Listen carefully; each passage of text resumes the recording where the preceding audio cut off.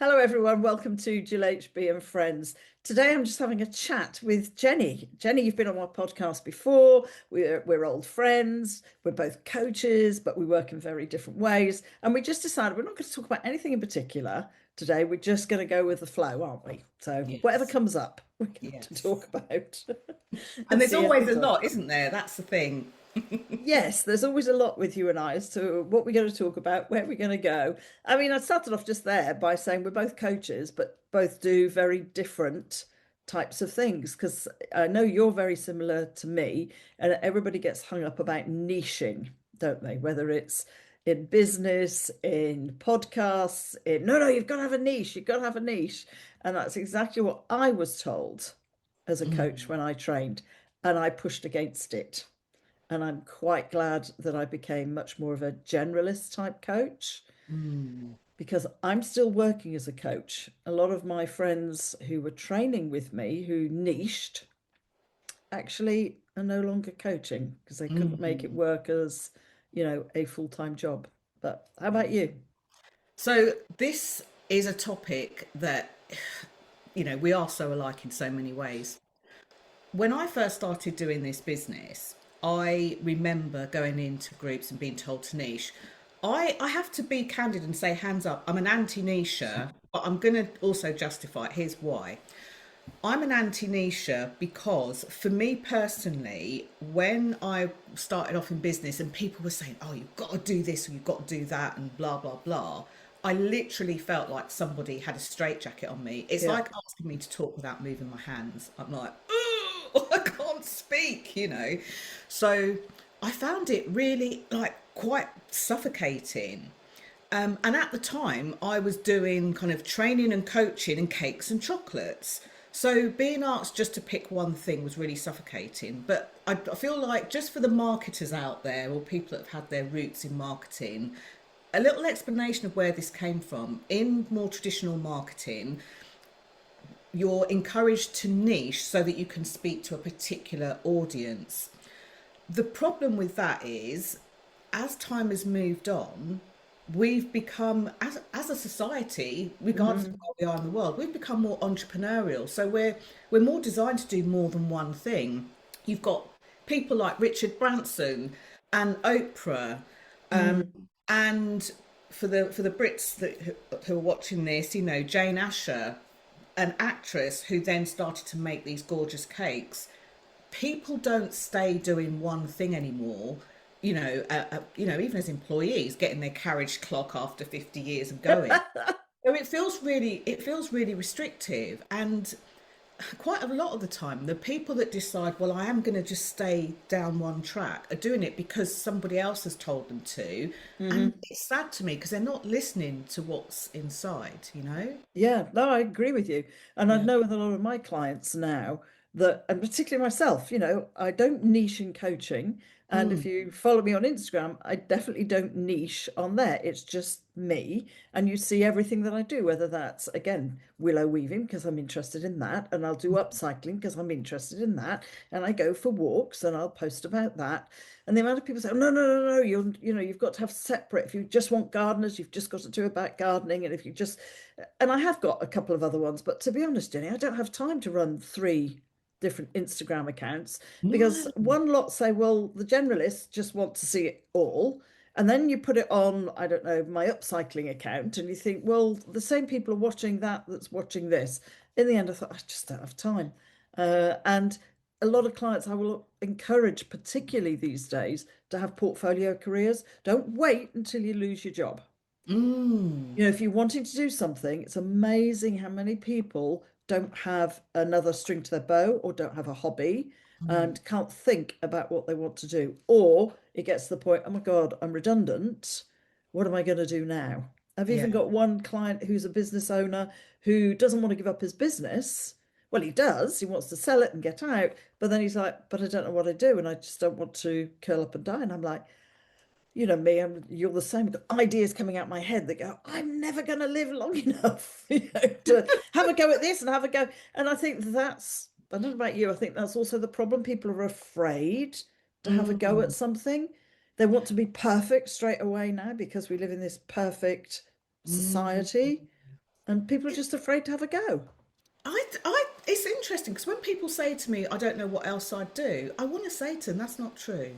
Mm, And you'll know this through your coaching stuff as well. When you are that direct with somebody and get them just to sit with it for a minute, isn't it funny how they then say, well, ever since I was a child, I wrote poetry and I've got, kept diaries over the years and I could publish 6 books. Or, I often go into people's houses and say, I think your sofa would look better over there and blah, blah, blah. They do these seemingly random things and they push it out of their mind. And I think it's kind of like a pure mix of self-judgment and judgment from mm, others. They're worried that they should look a certain way. We've got people that we can take so much inspiration from nowadays, from all sorts of places, but sometimes that causes people to be more like them when actually the joy comes from being more like you. So I love the fact that you do like the willow weaving and the coaching and different things. I think that makes you not just a more fully rounded person, but just a bit more interesting, you know? Oh, wow, you're a coach as well. Oh, wow, interesting. What kind of things do you help with? Well, actually, all sorts of things. I've yeah. helped people with this, and this. I think it's brilliant, and it humanises people. And one of the things that I still think we're affected from since the pandemic, like post-pandemic, although can you believe it's been 6 years? I know.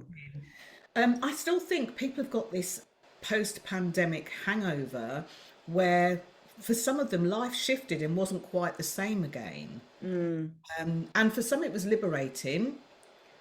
If you think about the difference between, can you remember the first few weeks of the pandemic where people are like, I love it, I'm speaking to my neighbours that I didn't know, I'm helping the old lady across the road with her garden, and kind of like having this romanticized love for the world. But people were actually doing it, learning skills, spending more time yeah, with people. And then 6 years on, like, where that's did that gone. ambition go? Where did that drive go? Where did that real you-ness go to? And I definitely think, it's been tainted. Things haven't been the same again. And there are upsides and positives, but that piece saddens me. I mean, it's also, the advancement so much now on social media and youngsters playing games and people then afraid to meet people. I've had the working from home. That is great that, I don't have to go into London every day and I'm saving a fortune on the train. This is Mm, one couple, and well, it's based on, but if I have to go into London every day or every 3 days, or the cost is phenomenal, then we won't be able to pay for the mortgage. And then recognizing, but I'm losing my confidence because I'm at home and I forgot how much just going out, not mm, actually talking to people, but just mingling with people on a train station, on a train, at Waterloo or wherever, mm. just helps with the confidence levels. And actually, your world, if you're not careful and make the effort, your world shrinks and your Yeah, confidence shrinks with it. yeah, absolutely. Yeah, I think about that as you were saying that. It's almost like the social skills have diminished because of it, but Hmm. also because people are now looking through the lens of online. There are people that think only online is the only way forward, where you and I will know that there are people thriving in businesses that don't do stuff online. And Yeah. if you don't believe me, people, check out a guy called Cal Newport, who is an eight New York Times best-selling author who has never ever had a social media profile ever. Mm. He now has got something on YouTube that he's done for a couple of years or a few years. People like James Dyson, most people in the UK will know who James Dyson is. Hmm. Try and find him on social media. One of your old faves, George Clooney, No, nope, never not had a there. social media account. No. And I have to talk about more known people so that people get it. But there are a lot of people out there doing a lot of stuff in the world who aren't looking through this lens. Therefore, they do go out, they do socialize. And also, what they don't do is, I want to say, obsess. So when you can scroll on Instagram or Facebook and you'll get the 10 things you do as an ADHD Oh. woman, and then all of a sudden you're scrolling, you're like, yeah, that's me, that's me, that's me. Oh, well, ADHD might mean that you can't do this thing or you can do that thing. Hmm. So people almost self-diagnose kind of social anxieties, and there are social anxieties, Oh, huge. but they also self-diagnose, so kind of put themselves in that box, which is like niching yourself into, well, I can't go out and meet people. You can, you just need to know ways of how to do that, you know? Yeah, So, I agree. It's, it's again coming niche and self-diagnosing, and this is who I am, and oh, that explains that.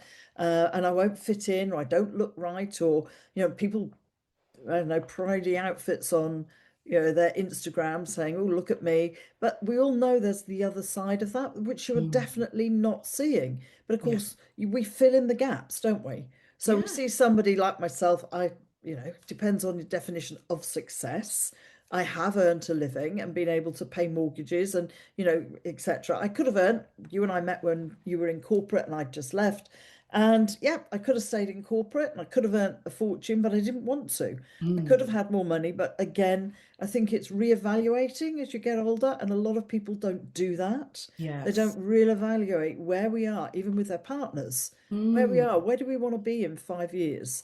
I'm mm, working with quite a few, mainly males, because I think they're definitely suffering these days, having a son as well. yeah, And it's very difficult to know where you fit mm, in terms of, should I do this? Shouldn't I do that? Should I open the door? Shouldn't I? That. Excuse me. Should I stand up? Should I not? Should I offer my seat? It's all, it's so convoluted now and difficult in some ways in the yeah, world. yeah, And I think guys are getting, probably be slammed for this, but I think they're getting a hard time. A bit like you say, you start looking at stuff, and if it's narcissism or, misogyny or whatever, you're going to see loads of that. And I mm, think what we're missing is then seeing the other side, because not all guys are like that. My no, husband's not, my son's mm, not. And then you've got to look for people like Ben Fogel.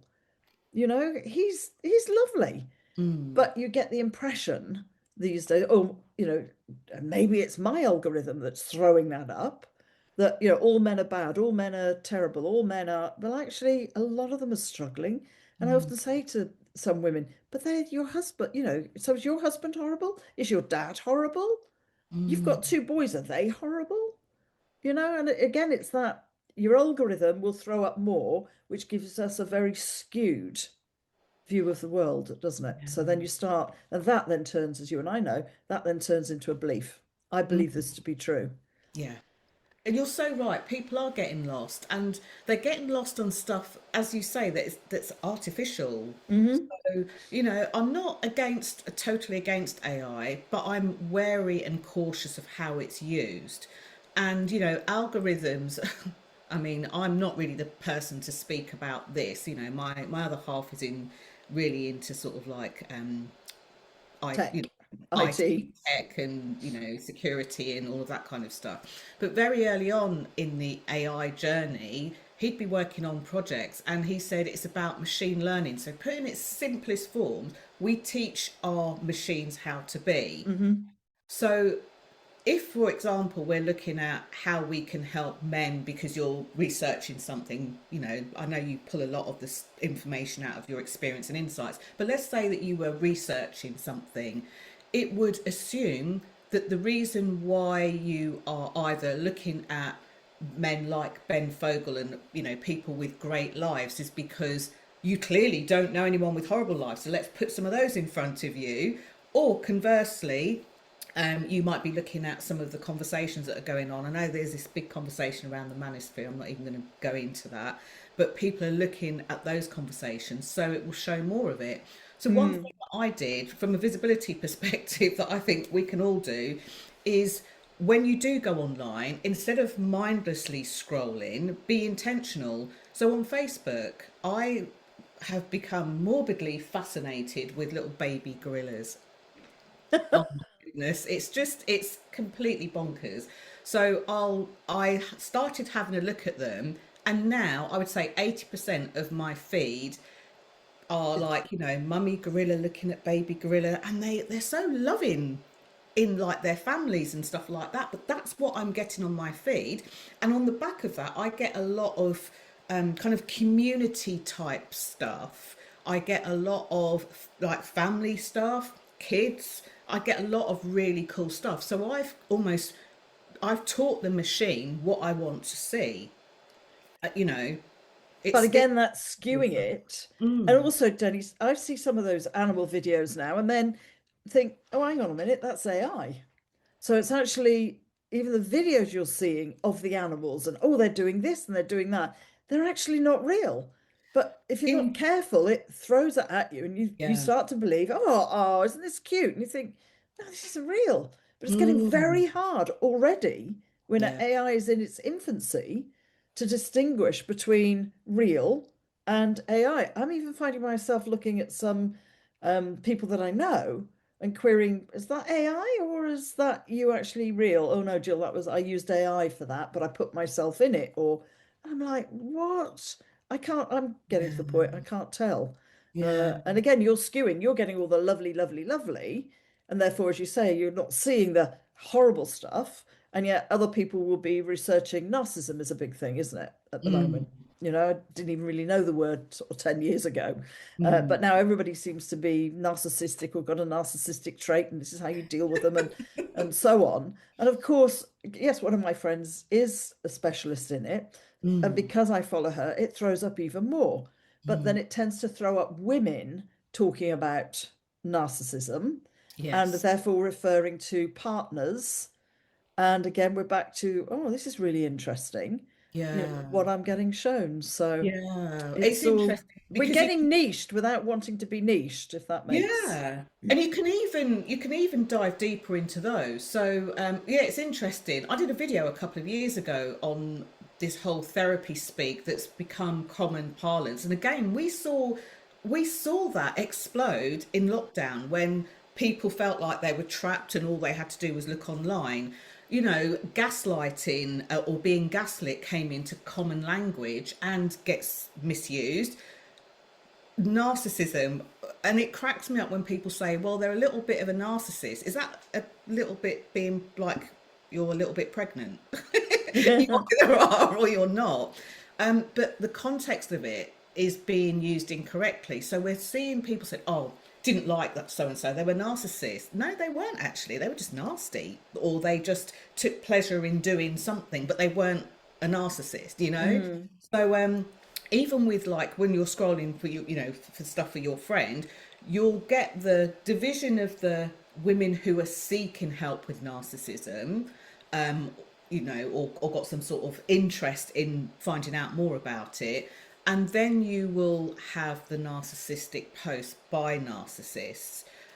And so you can even kind of drill down on that. So with my gorilla videos, for example, very quickly I started to notice what was AI and what wasn't. And it's a bit more helpful because now they also label it AI.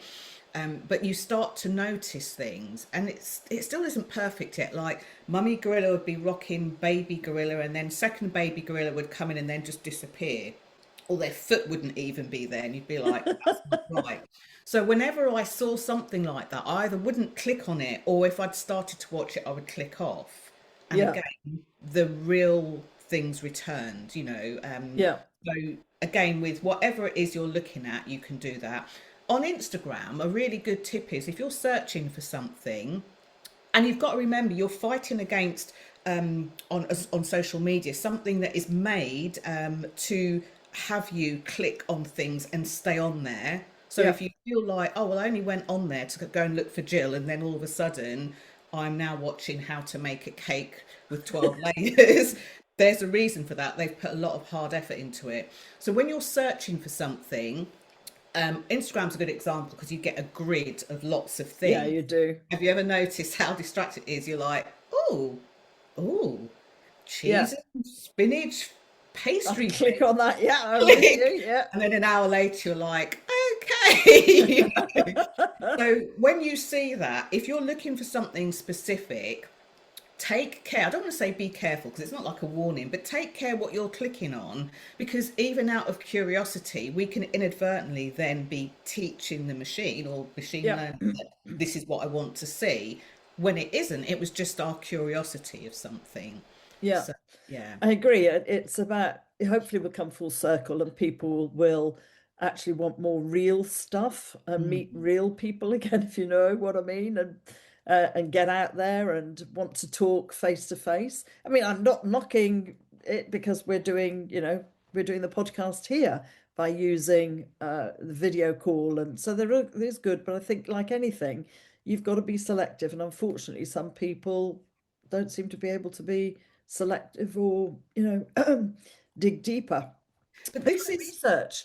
Did but, my When I did my psychology degree mhm. years and years ago, and I had to do the research module, I was like, oof, don't really enjoy this. But actually, it was really useful to then dig into the research, because you'll get, I don't know, University of so and so has done this research, but actually somebody has paid for them and paid Mm. for those researchers. And when you dig down, and there was one that I clearly remember was about, between breast milk and formula, and saying, no, no, there's no difference, and the researchers found this and the researchers found that. And we were taught to dig deeper. And who actually was funding, when you got all the way down, who was funding that research? Cow and Yes. Gate. And Mm. of course, it does skew, because, as we know, they'll put what they want in that report or that piece of research results, Because they're that paying for it. they're paying for it. Absolutely. So it's similar to that. So, yeah, Yeah. don't like niching. Like you, when people said I had to niche at the beginning, didn't like it. In the same way, I did training, but I didn't want to keep doing training. I get bored. I was talking to Mm. another friend who's a trainer, said, oh God, no, it drives me mad. I pass it on to somebody else. I can't keep running the same program again and again and again and again. Different people, but you're still running the same program. And that's then where coaching came in. And then from that, I diverted a little bit more. And I think quite a few people are, yeah, very different to when I started work, which was, Mm. oh, if you've got more than one page on your CV, I mean, you've had more than one job, it shows you're flaky. You go join the bank and you've got a job for life type thing. I don't know why I chose the bank, but you've got a job. Well, that's not true anymore. No. And also, I think when you're recruiting, as I was when I was in management, if somebody only got one job and they'd been it for 15 years, actually it would go against them, because we would think, oh, they're not flexible. They're not going to be able to come in, take on our core values, fit into our company very easily. And we were looking for people who'd got a wide range of experience. Isn't it Yeah. funny how life changes? The thing is, it changes, but then in some respects, I think there are things that we're not learning from. So it's funny that you gave that as an example. I was speaking to somebody who's at university last week, and they were saying there's a job that they want to go for, like an internship. But when they approached them and spoke to them, they said, well, you don't have the experience. And I'm like, a university student, what experience do you expect them to have exactly? Unless they're like a more Mm, mature student. And interestingly, Google did some research many years ago along this machine learning for recruitment, and they had yeah. to, it's well documented, they had to get rid of it because they realised that the machine had learnt the same biases that the humans had as well. So we're seeing biases even to this day. We've got AI Mm, that are looking, that are reading the CV. So if you don't have the right keywords in there or whatever, it it just kicks it out. you've got people that are feeling like the students. Well, how am I meant to get any experience if I can't get my foot in Mm, the door? Then I have conversations with people who are older, 50 plus, yep. in the workforce. They've got so many insights, so much experience, great with mentoring people around them, regardless of their ages or, anything else that they identify with. Yet they're like have this feeling of being dismissed because they, maybe don't understand AI or don't like doing one particular thing, and it's not being seen as experience, and it's kind of being regurgitated all over again, which I think is so sad. Why do Mm, that? So we've moved forward, but in the same kind of breath we've moved backward a little bit backwards. in some, in some places as well. So yeah, it's quite disheartening, and at the same time, a bit like you, I'm a bit too stubborn just to sit by and let people take their lot. If someone says to me, oh, but they did this, I'm like, right then, heard about lumpy mail? This is a great visibility tip. Send them a letter. And I love it when I'm working with, like, I had a 20-year-old client, And she's like, lumpy mail, what do you mean? She's like, I sent this email into this company. I really want to work with them. I followed them for years and, I haven't heard anything back. So the first question was, well, what did you say when you followed it up with them? Didn't follow it Can up. I, can I do that? Isn't that not rude? No. How long's it been since you've heard from them? Oh, 2.5, 3 weeks. And I said, you could send them a letter. And the eyes lit up, the pen started moving. And I just thought, like, this isn't even my rocket science yet. No. You can write a letter to them because it's likely that they won't receive as many letters as emails a day. Correct. And so that it gets attention, lumpy mail, put something in the letter that makes it lumpy, that's relevant, you know, Yeah. that grabs their attention. And this client thought I was a genius. I'm But like, you are, Jenny, you are. I was just like thinking outside the box and also doing what's relevant for the situation, which again, sorry, niches, if you're a big fan of this, but again, this is what niching sometimes can stop a person from doing. Thinking critically, what might work for Jill might not work for you, might not work for me. So Mhm. this is why knowing ourselves, who we are, what we're about is so important. So when we are reaching out to different people, that we're reaching out as a human, it's going to work a lot more than me saying, do this, do that, or Jill allegedly coaching you but telling you that you have to do something. That's not how Jill works. And, No, you know, it isn't. so, And, yeah. again, it's about making sure that you've got the right clients or they know who you are. I'm not a fluffy Mm. coach. I'm much more of a open generalist. I don't go down the old, well, I think it's old fashioned. I'm not sure if they still train it. They might well do, of goal setting. I very much now go set the direction, you know. Thanks, Jenny. What, It's like that as smart well, goals? you know. You Yeah, mean you I don't mean, like this is smart goals? no, Jenny. I mean, there's a place for them, don't get me wrong. So if you've got a date, I don't know, an exam, or you've got to get something in by a certain date, then that is a goal. There's a specific date, you've got to get it in. Right, I can help you coach you to get that piece of work done so it's done by this date. Work on your mindset and why do you procrastinate and why do you go make a cup of coffee and water the plant and, Mm, rather than do your thesis or whatever it is you're doing. To me, that's a goal because it mm, has got an end date and you have to get that piece of work done, i.e., at work, it might be a presentation you've got to do. Absolutely, that's a goal. But other than that, I say set the direction. It allows for flexibility. It allows for you to go off and go down this route. I use the analogy, I always use the analogy of there's a million different ways to get from London to Manchester, yeah. and millions of different ways that you can do that. And that allows you to take the pause to go investigate, oh, what's down the M40? Oh, no, let me have a look Mm, and see what's over here. It also allows for curved balls. And don't we have yes. loads? I mean, COVID was a classic example. If you'd Was set a it? goal as a business, well, that went out the window, didn't it? I remember many years ago, Tony Robbins saying before smartphones, companies were working on 5 and 10 year plans. He said, well, if you were a company that was so goal orientated Mm, to a 10 year plan and then smartphones came in, well, that just screwed your plan up completely because everybody started working differently. yeah. So, no, I don't like smart goals. There's a saying, I isn't there? admit. There's a saying, set your goals in stone and your plans in sand. And I think Right. that epitomizes exactly what you've said there because there are different routes. Funnily enough, I heard, I can't remember his first name, the original Saatchi and Saatchi guy. I remember reading this like very serious business magazine, a picture of him on the front, opening up an article, and he was like, they've obviously transcribed it. What the f?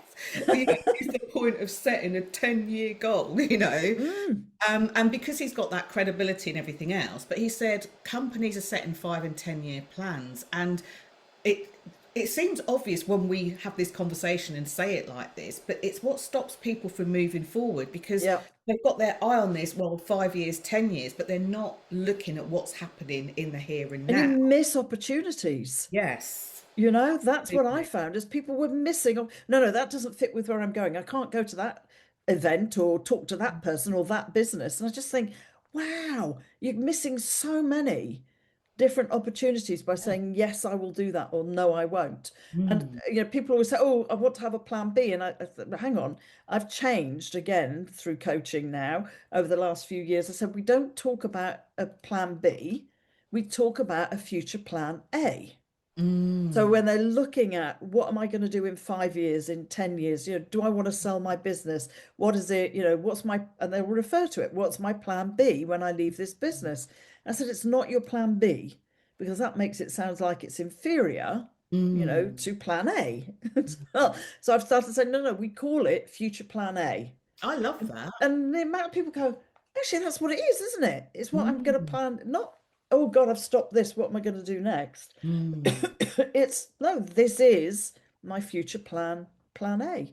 mm, And I work with them, and it's amazing how, well, I'm into language with the NLP stuff, and how mm. just changing that changes how their perception of what's coming next I and love opens that. up pathways. I No, love it's not that. plan B, it's future plan A. What are you talking about? Mm, Because plan B suggests failure. mm, There's all those old adages, isn't it? Don't have a plan B because it means you're going to fail at plan A, which I mm, think, in this day and age, I think it's wise to kind of think. And that takes me back to saying to people, don't wait until you lose your job or you're fed up with your job. Start mm, thinking now. I mean, it's what I wish I'd done. Start thinking now about what you would possibly like to do. Go explore.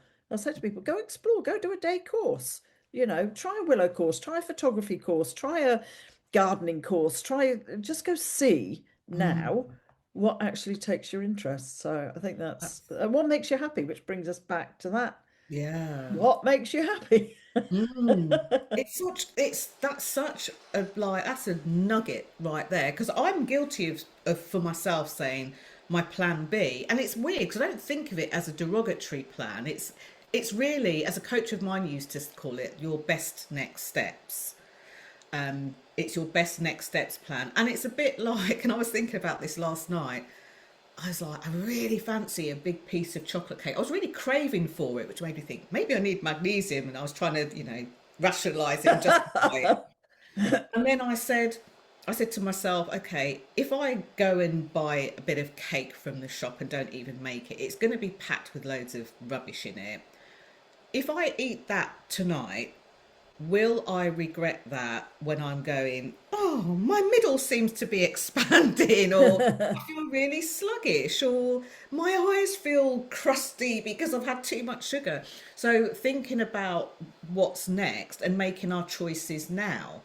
And for some reason, corporates tend to forget that that's a natural part of life, so they Hmm. go forward and do that. So I love that reframe of the plan B, because I've said plan B, C, D, E, F, then you've got options, you've got choices.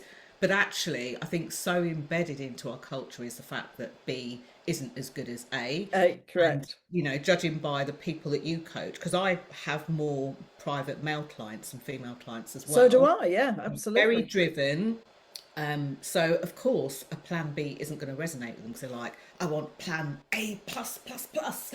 Yeah. This is what I want. So yeah, yeah, No, no, really. that's absolutely what I work with now, and it works so much better because then otherwise there's a kind of a little bit of a barrier. Well, that says I've failed, or I'm not as good, or it's not as important, or no, no, no. It removes all of that and Yeah, allows them to think about what they want to do in the future, yeah. and what they want to try. And again, people think, oh, what? And I'm quite surprised. Oh, there are courses in that I can just do over a weekend. Yes. You can do Yes. literally anything. Anything, absolutely. Go Did learn to you dance, know go to cook. there was a guy in America, I don't even know his name. He's a premium cartwheel coach. I think his minimum program was like $10,000 teaching people how to cartwheel. That Wow. was booked solid. I was just like, that's amazing to me. I'm fascinated by how that came about. But you can learn how to do anything these days, you And know? that's also with clients. I mean, that's a good example of saying nothing, no idea is stupid. I used to say at work, I'll throw in, and I do now with a charity I work with, I'll throw in 20 ideas. I Mm, don't expect you to like or even appreciate one, but it might spark something else. Yeah. And that is a story I read. I can't remember where I read it now in a book years ago that stayed with me, where a big electric company in, I think it was Canada, Hmm. was struggling and having to pay a fortune because in the winter the snow got onto the lines would break, electricity. So they had a meeting about, well, how do we do this? And pricing it. Somebody came up with the idea, well, if we could just get the telegraph poles to shake, it would shake all the snow off. And it's like, oh, well, there's wild bears. Why don't we put meat up the telephone pole? And the bears will come along, they'll try to get the meat, they'll shake the pole, all the snow falls off. Brilliant idea. Let's go and investigate. So they went to investigate. Said, "Well, go, go and fly down the line and see how many there are and where we think it would be suitable." Well, of course, what happened? The helicopter went out to fly down the line, and just flying down the line Shook blew this. all the snow off. Saved the company hundreds of thousands in repair. And that's what I Mm. always say to my clients: no idea is crazy.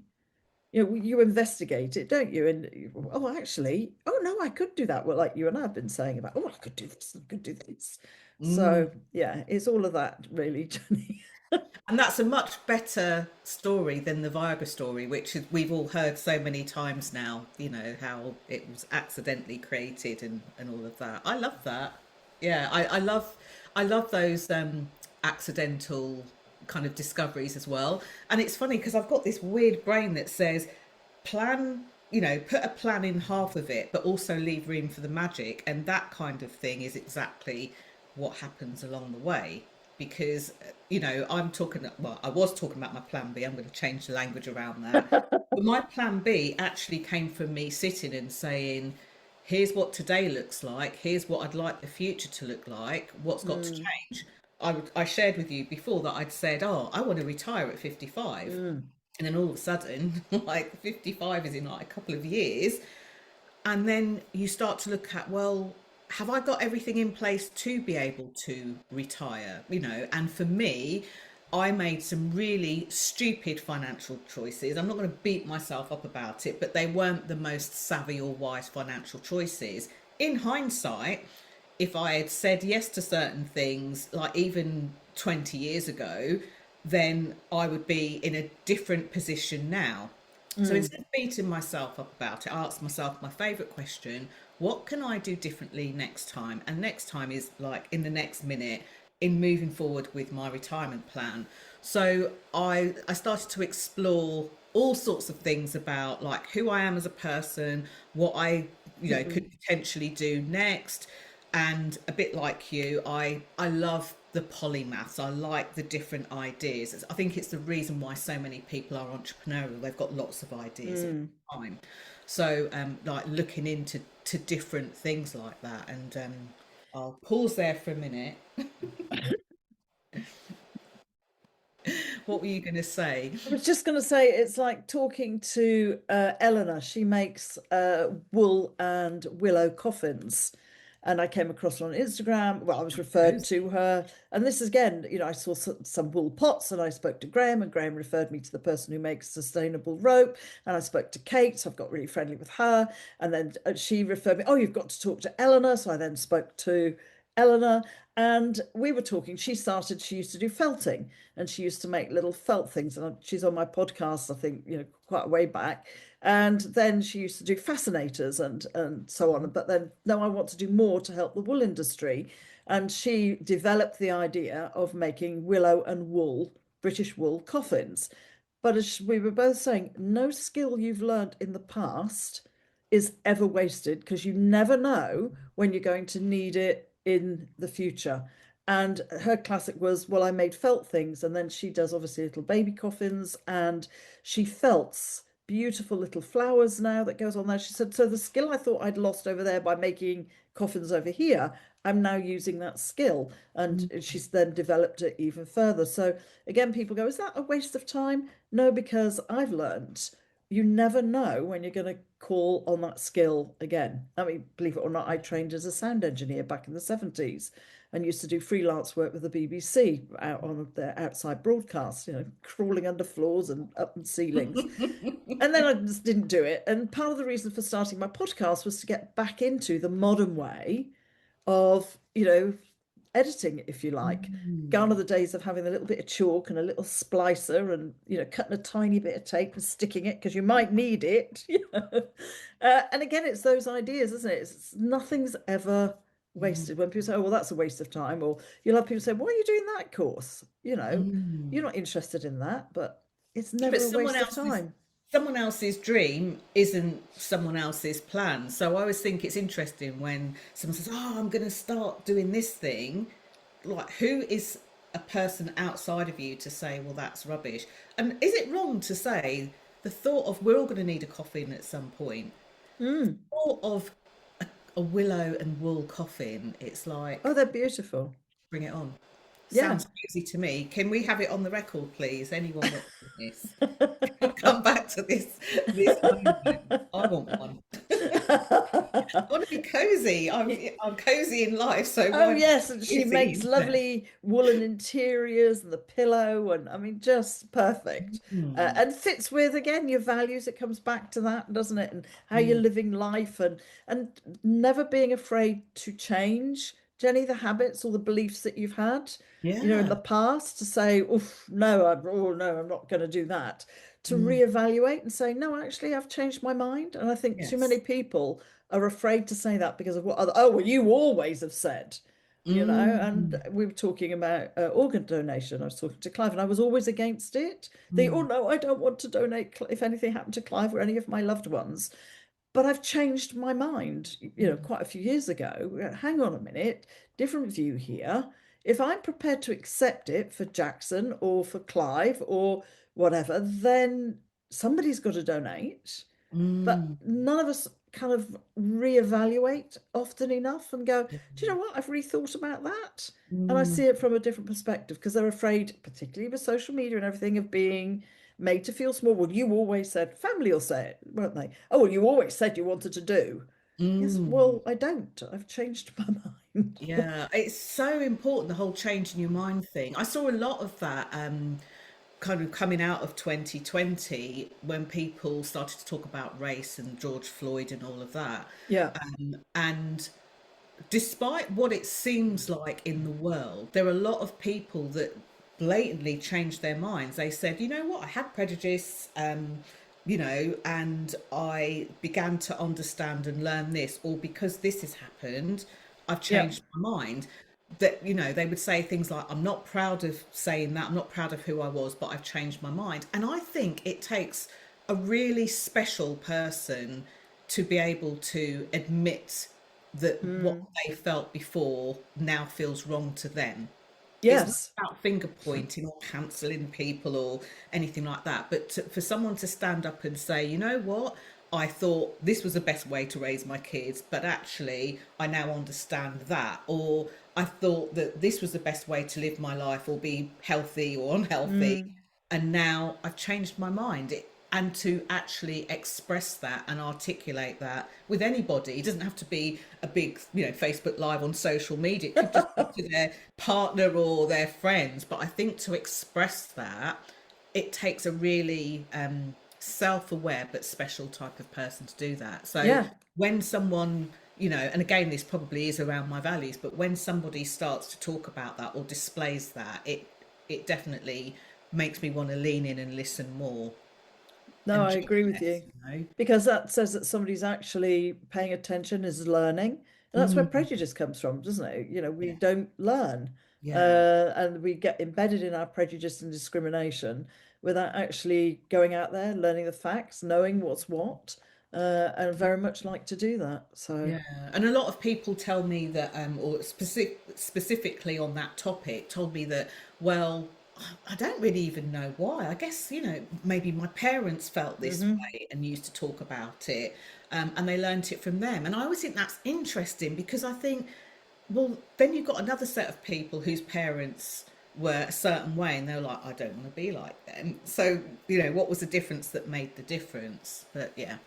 I Yeah. mean, that comes down to everything, covers everything, isn't it? You know, if your Mm. parents tended to vote one way, then unless you explored it, you voted that way. You know, my parents were very religious. My dad died when I was young. So my mum and we went to church and I went to Sunday school and blah, blah, blah, blah. And then I started going, and I was confirmed, you know, I just went with the flow without questioning it in your young years, if you like, my early teenage years. And then I started to question, hang on a minute. Then I started to do a bit more research, and my beliefs are very different now. Mm. So, you know, I'm not religious in that way. I do believe in other stuff, but I did do a lot of really digging deep and say, am I just following the herd here? And also, there's the pressure then. Of course, you go to somebody's wedding and you're in church. Do I sing? Do I pray? Just because everybody else is when I don't believe it? Actually, I don't. You know, Mm. but people say, well, so why are you going? Well, because it's my friend's wedding. I respect what they want, Mm. but it doesn't mean to say that I have to do that, you know. But I'll Yeah. go Yeah. to celebrate it with them. But I yeah, didn't know that about you, and it's interesting because I've got a similar background. And you know, my mum and dad were quite religious. My mum more so, and from the age of about 4, going to Sunday school, we went to a church though that was it started in someone's house. It was very what's termed as happy clappy, so it was quite yeah, a nice environment to be in, yeah. tambourines, that kind of stuff.